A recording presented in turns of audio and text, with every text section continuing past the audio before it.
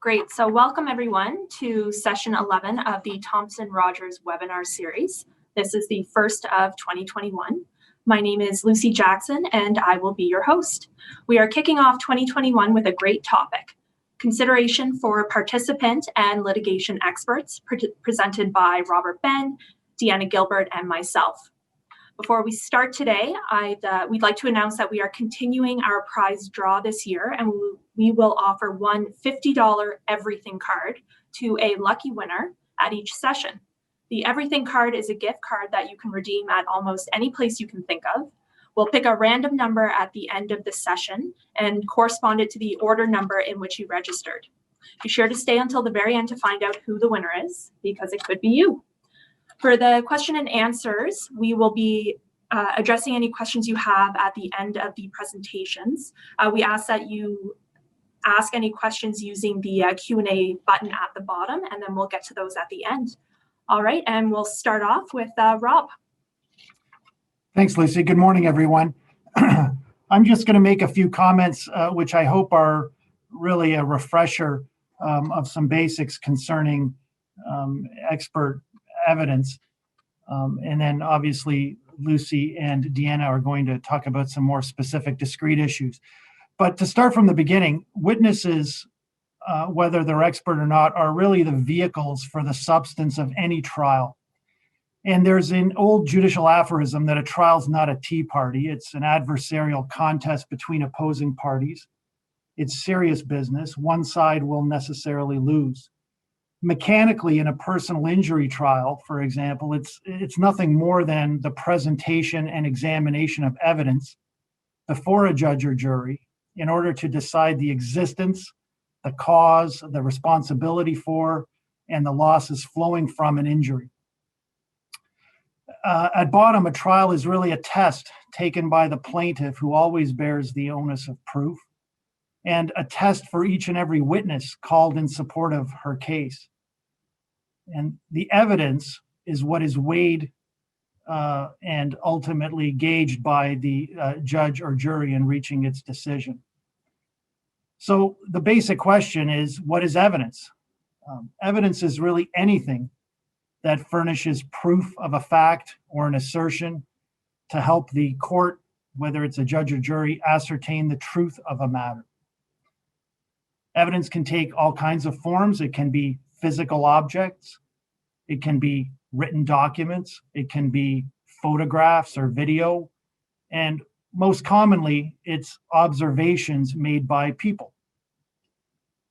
In certain cases, evidence can include the opinion of people.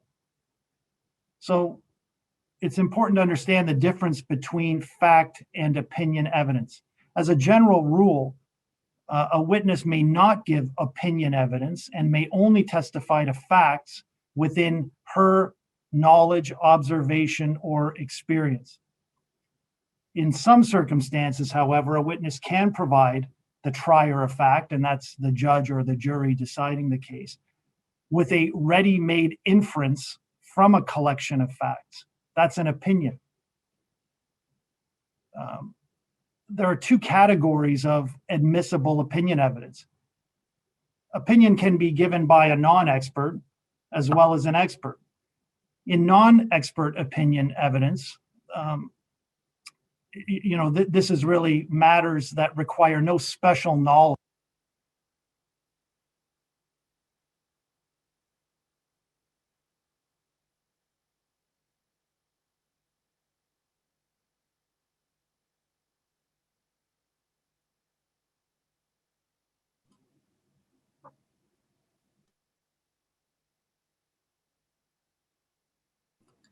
Oh, sorry, Rob, I'm just going to interrupt there. Rob, can you hear me?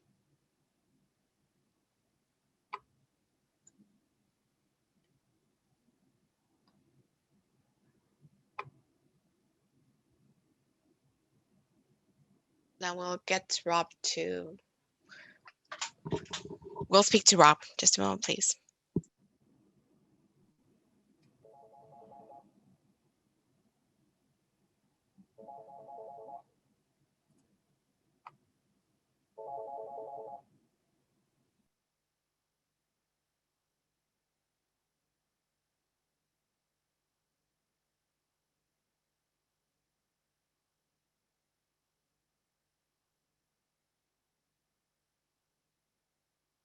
I'm told that my computer glitched out there. I apologize.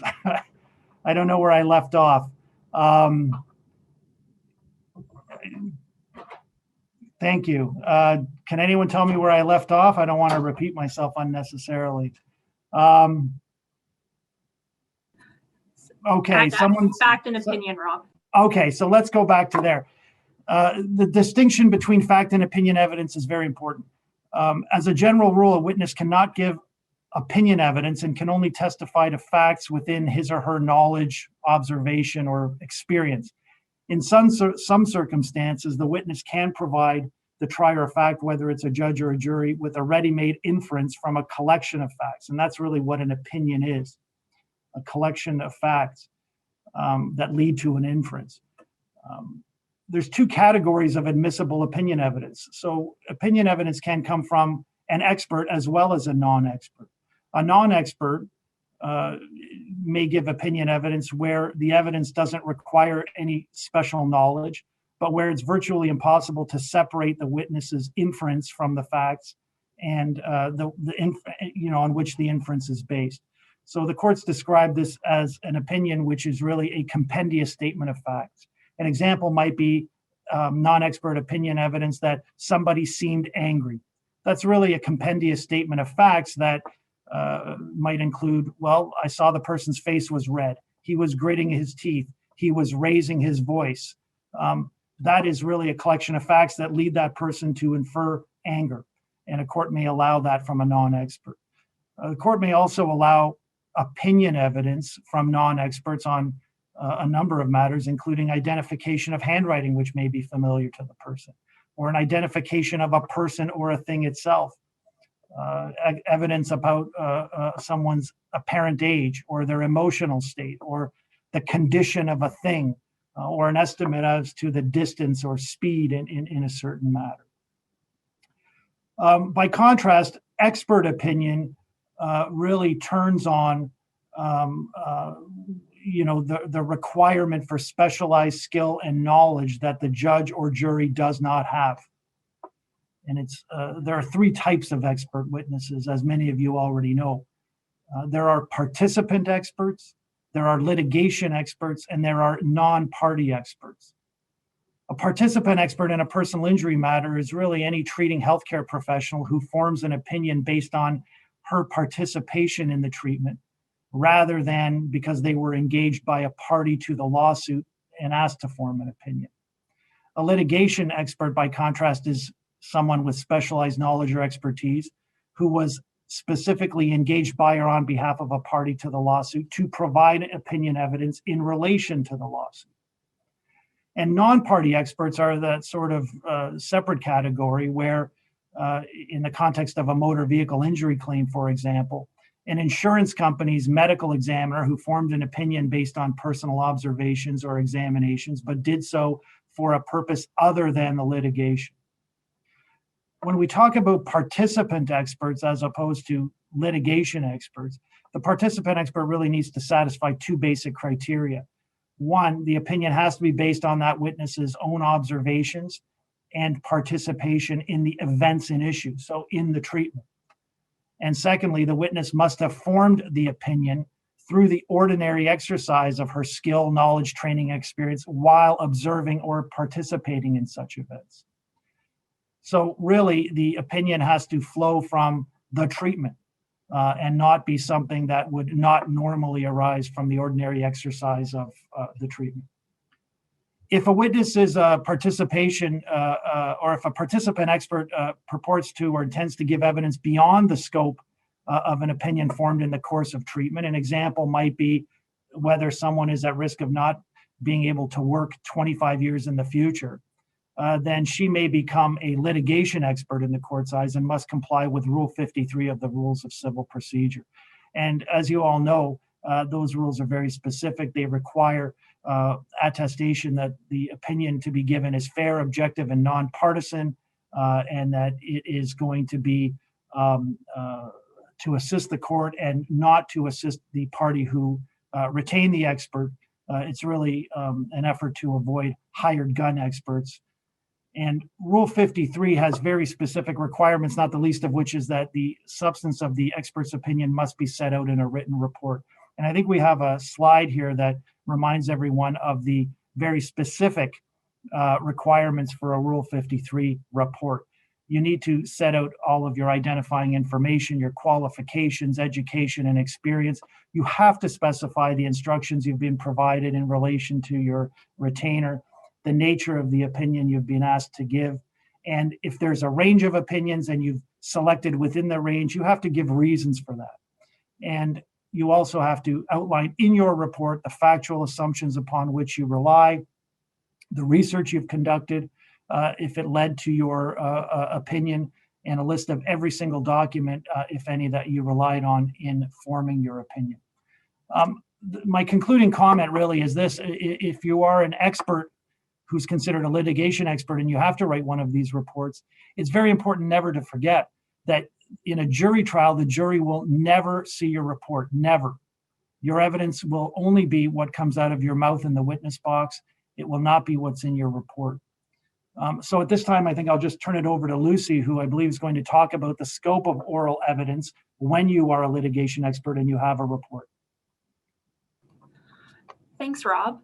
So as Rob mentioned, Rule 5303 outlines what must be included in the report, and we see those on the slides here. This is a breakdown of the rule itself. And what seems obvious and most evident that the most important part of the report is the expert's opinion on the issues in question, and then the reasons on which the expert's opinion is based. The expert report itself is very important, even if the case goes to trial. This is because an expert witness may not testify about an issue unless the substance of their testimony on the issue is set out in their report, or a supplementary report or a responding report. This is set out in Rule 5303, which I'm just trying to pull up here. There we go on the screen there. That's 5303. When an expert gives oral testimony at a trial, they can only speak to issues that they have addressed previously in their reports. This is what is referred to as the four corners of the expert report. In other words, the report itself defines the scope of what an expert can testify to at trial. For example, in a 2016 Superior Court trial regarding a motor vehicle accident, the defendant's expert, who was an orthopedic surgeon, wrote an initial report.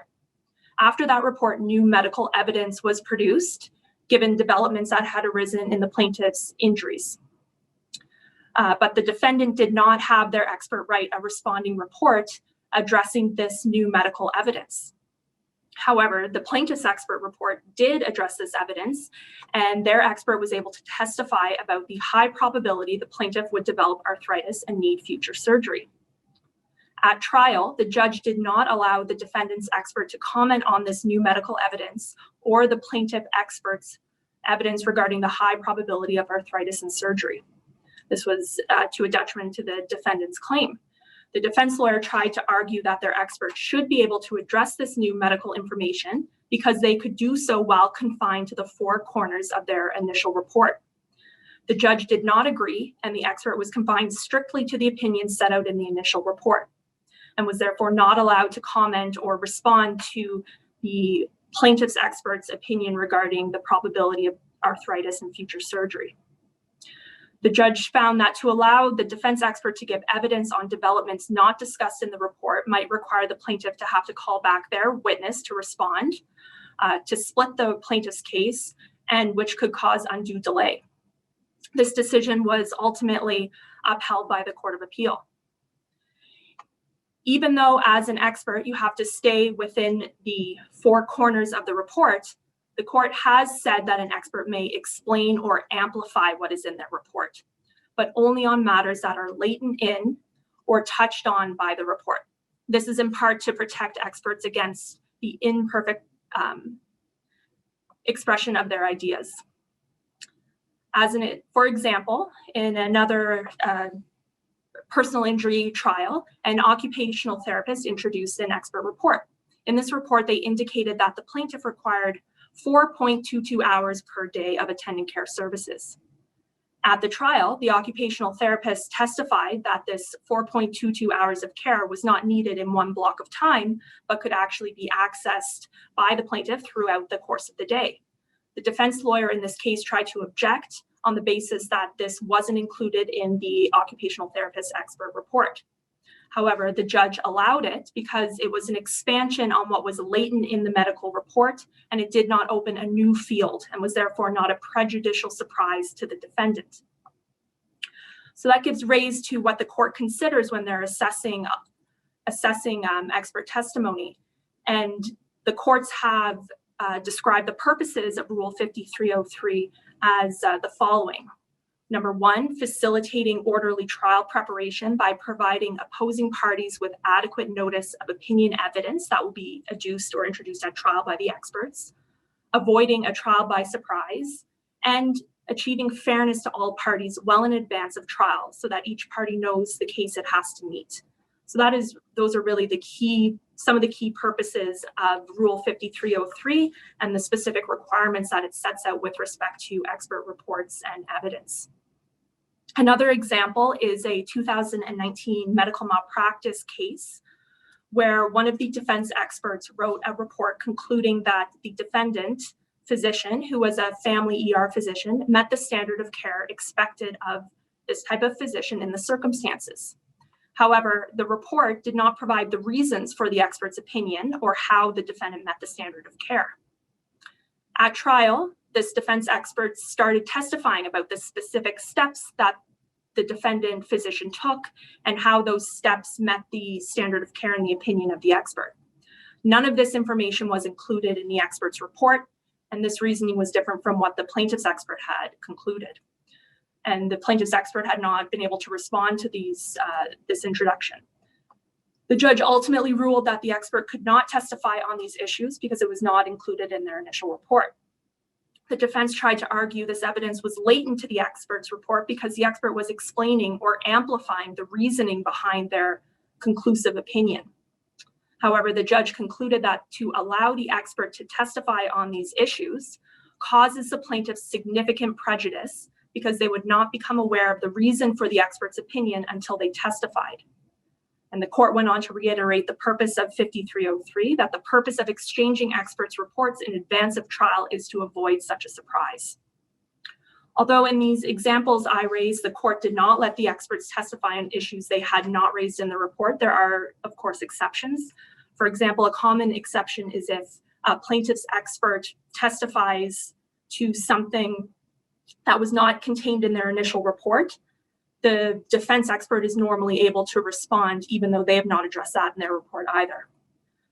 Finally, the court can also grant leave to allow experts to testify outside of their reports, so long as to do so would not be prejudicial to the opposing party or would not cause undue delay. And on that note, I'll pass it over to Deanna. Good morning, everyone. Happy Friday to you. I am going to talk today on the subtopic of bias.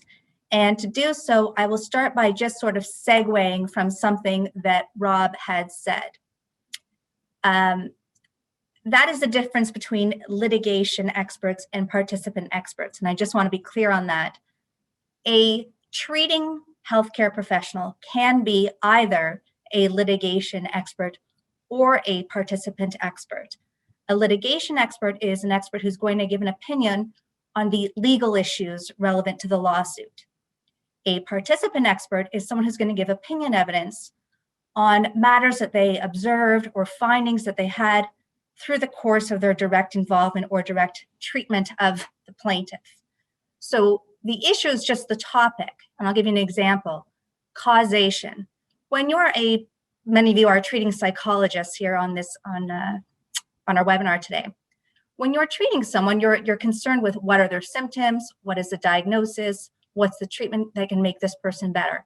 So if you gave opinion evidence about your patient or your client, you would be a participant expert. If, however, you were asked by that person's lawyer to also give an opinion, for example, on causation, meaning, is this person the way that they are because of childhood trauma, because of some other issue, or is it more likely because of the incident in question, whether it be a car accident or a slip and fall, whatever it may be. That's when you become a litigation expert. And that's when, as Lucy and Rob both talked about, you have to prepare a report, and it has to be in keeping with Rule 53. So most likely though, and this is just a practical matter, most of the time treating folks are participant experts. Most of the time, we just have them testify about their own direct observations and involvement. Most of the time as well, we hire what you'll call independent, meaning people who haven't otherwise been involved in the care of the plaintiff. We hire those folks to be our litigation experts. So I just wanted to give you that caveat that yes, a treating person can be a litigation or a participant expert, but I'm going to sort of speak about it as though we're talking about the assumption that the treating expert is a participant expert, just because practically speaking, that's often what happens. So there's a bit of a tension because a litigation expert, again, typically is someone who's only seen the plaintiff once, maybe twice for an hour or two for the assessment. And they understand that their only role here is to help the court to provide a fair, objective, and unbiased opinion. A participant expert, again, I'm talking about someone who's typically a treating expert, is someone who's always had the client's best interests at mind. Sometimes who steps into the role even as the client's advocate because maybe they want to get funding for some treatment by the AB carrier and they're actually putting in a pitch. And so it crosses the line sometimes quite appropriately into advocacy. Also, these folks often have an ongoing relationship with the plaintiff, sometimes right through until trial. So the question is there a tension between those two roles when you're a treating expert? And some defense try to raise the argument that a treating expert should not or cannot be a litigation expert because there might be an inherent bias. Can a participant expert can a treating person really provide a fair and unbiased opinion? And so I wanted to very briefly take you through the evolution of the law. I promise I'm not going to do a bunch of legal stuff here, and you do not need to memorize these cases. I really just want you to be able to see, sort of practically speaking, how the issue of bias comes up and how the courts deal with it so that you can understand what actually happens in the real life context here. So the evolution of the law started in 2010 when we had changes to the rules of civil procedure. All along, to be clear, there was an understanding that experts shouldn't be biased. But in 2010, it was codified, meaning it was actually put there in a statute. And that's when Rule 4 came about. That's when some changes to Rule 53 came about, including those changes that Lucy just reviewed. The idea is that all experts now owe a duty to the court to be fair, objective, and nonpartisan. So we see now, since 2010, how this issue has come up in cases. And I'm just going to quickly review 3 of them for you. Don't worry about the facts, okay? De Janeiro is the first one. The issue in this case is that the plaintiff called 2 experts and the defense called 2 experts. The plaintiff's experts, however, were also treating experts, okay? And so in the end, at trial, the judge favored the plaintiff experts. And on appeal, the defense said it actually should have been the opposite. The judge should have automatically given less weight to the plaintiff experts simply because of the fact that they are treating experts. In other words, the defense was arguing that you should have assumed that there was bias, and because of that, you should have already given less weight. And so the importance of the De Janeiro case, and it's an Ontario Court of Appeal case, so for us that means it's higher level, it's important, is that the court says, no, we don't just assume that treating experts are biased at all. If there is evidence of bias, then absolutely they should be given less weight. But we do not start from the default that a treating expert is going to be biased. The second case is White, Burgess, and Abbott. This is the Supreme Court of Canada case. So again, for us lawyers, that's important because that's the highest level of authority. So everyone's got to listen up when the Supreme Court talks. And this is not even a personal injury case, but it's important because in this case, the Supreme Court of Canada talked about what do we do how do we handle an expert that may actually be biased?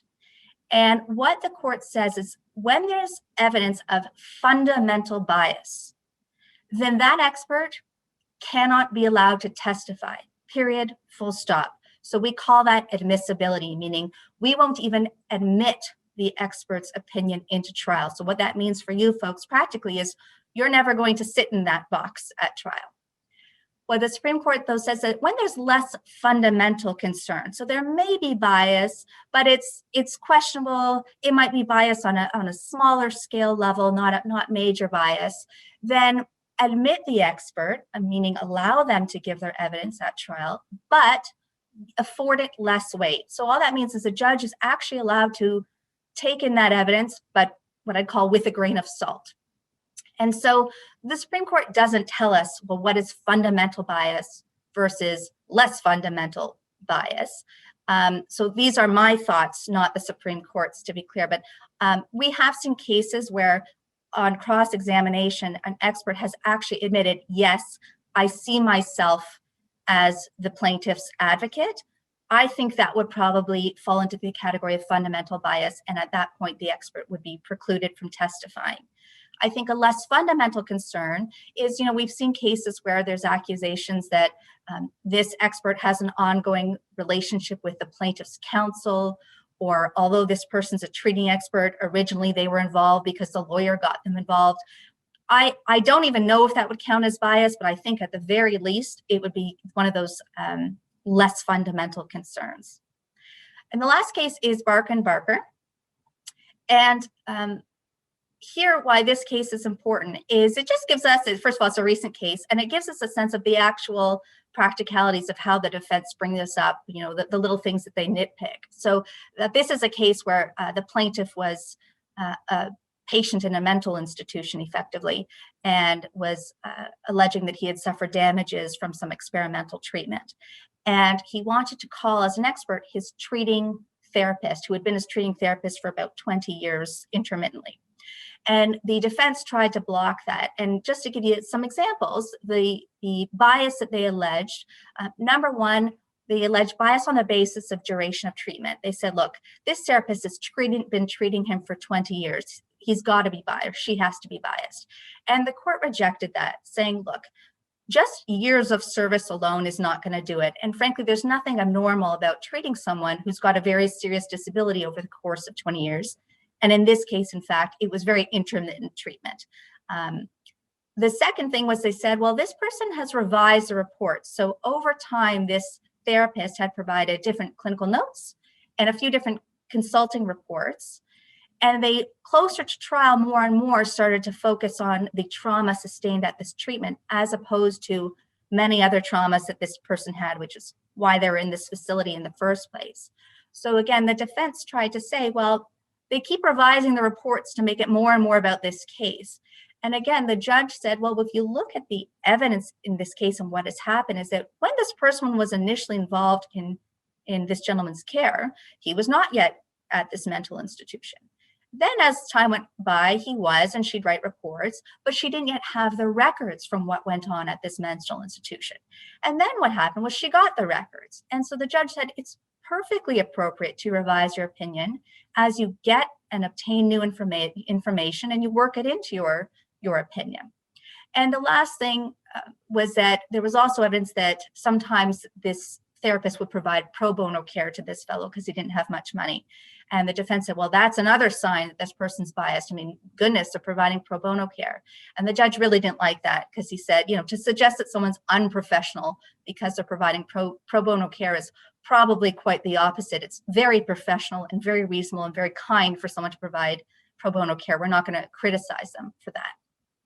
So the point to be taken from the law in these cases is that participant experts, or more importantly, treating experts, because again, they can be participant or litigation, is that they're not assumed to be inherently biased. The other thing is that bias is not an issue that discriminates between a litigation or a participant expert. Whichever one you are, if you show bias, you will have a problem with your evidence. Whether it goes to admissibility or weight will depend upon the level of that bias. And lastly, I'll just take about one more minute, because I know we're low on time, to talk about where you might want to be wary of bias. They'll look at your methodology. Do you not use any validity tests? Or do you use only validity, 5 validity tests and then only one actual psychometric test? Are you reading all of the records, or are you only reading excerpts that counsel might have drawn your attention to? Tunnel vision. Are you ignoring or disregarding equally, if not more probable causes or explanations just because you're trying to find something, grasp at straws that fits with your theory of the case? Are you cherry picking? So are you in reports or in your testimony, are you picking on only those things that help your case or help your theory or help the plaintiff, as opposed to ones that might contradict what the plaintiff says? Language, are you using hyperbole? This is the most injured person I've ever seen in the world, or this person has sustained injuries. Are you criticizing the methodology of the other expert involved, or are you giving personal attacks against the other expert? And advocacy, it's generally speaking how you present yourself once you're on the stand or in the box, as we say. Do you appear defensive? Are you refusing to admit things that really it's best if you just admit, and that's okay? So these are not meant to be indications that any one of these issues in and of itself would lead to a suggestion that you're biased or exclude you from giving evidence, but these are general tips to be aware of, because collectively that's how we look at the objectivity of an expert. Okay, thanks, Deanna, and thanks, Rob. So we've got a few questions here that I'll run through. So the first one here is, if we have treated a client, do we have to give an expert opinion if asked to do so by a lawyer, or do we have a choice? If the question is, are you required to become a litigation expert? No, I mean, if the only involvement you've had with a client is in a treating capacity, and you've got clinical notes and records and reports that arise out of the course of your treatment, then certainly you can be called to testify about your treatment, your observations, your findings clinically. But if I take your question to mean, if the lawyer asks me to give an opinion on something that goes beyond the scope of my treatment and really is aimed to address a very specific question at issue in the litigation, which would make you a litigation expert, no, I don't think anyone can force you to do that.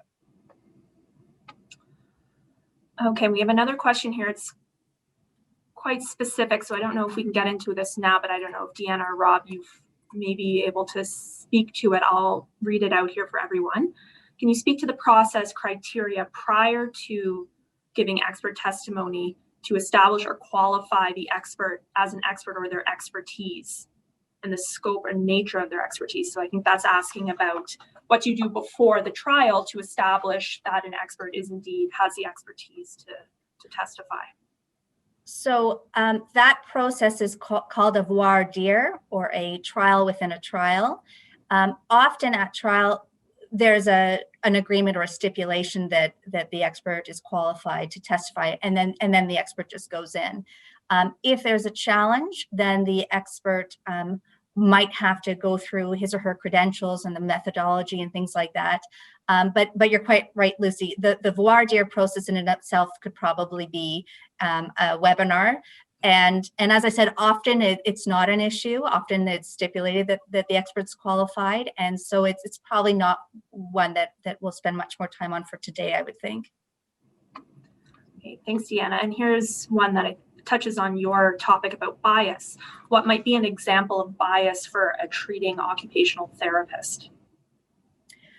Yeah, so again, I've seen a case where I don't remember what this person's particular discipline was, but the idea, it was a treating person, and on cross-examination, that witness acknowledged that the defense lawyer said, do you see yourself really as this person's advocate, and that person said, yes, I do, and it was a problem. So that's a really obvious example.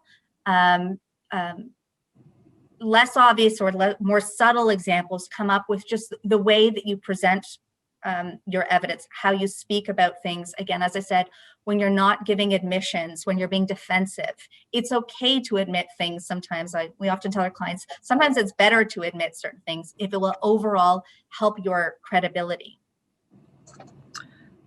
Thanks, Deanna. And kind of on that same line as well is a question about, is it recommended or not recommended for the treating occupational therapist to write the life care plan? And I guess that would be on the basis that they would be called as an expert witness to speak to that life care plan at trial. I personally don't think it matters one way or the other, especially because when we're talking about specifically the issue of a life care plan, really you're supposed to be relying upon all the treating people and or expert opinions anyway. So there's not much that the OT, if it's an OT, is doing by way of his or her own opinions, other than those that would fall within the scope of the expertise of an OT anyway. So I don't think it really matters. Okay, and we have a question here. As a treating clinician referred by another treating clinician and not legal, is it atypical for legal to ask for a Form 53? So I don't think it's typical or atypical. I mean, I can talk about the situation where it might happen. So we may have, for example, a client who has had terrible orthopedic fractures and injuries that require the involvement of an orthopedic surgeon who does her job and fixes the fractures and documents that in, clinical notes and records and reports. Typically, in the course of an orthopedic surgeon's treatment, she might not turn her mind to or address the question about, well, 10 or 15 years from now, is this going to result in the development of arthritis in a joint?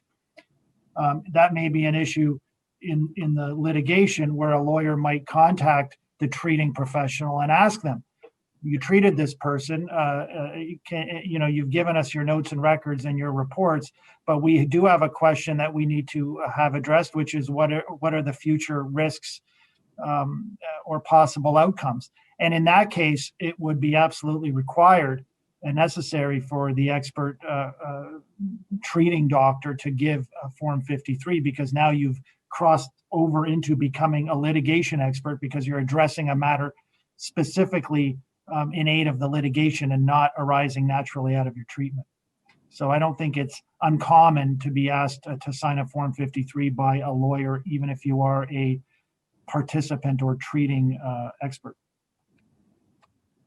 Thanks, Rob.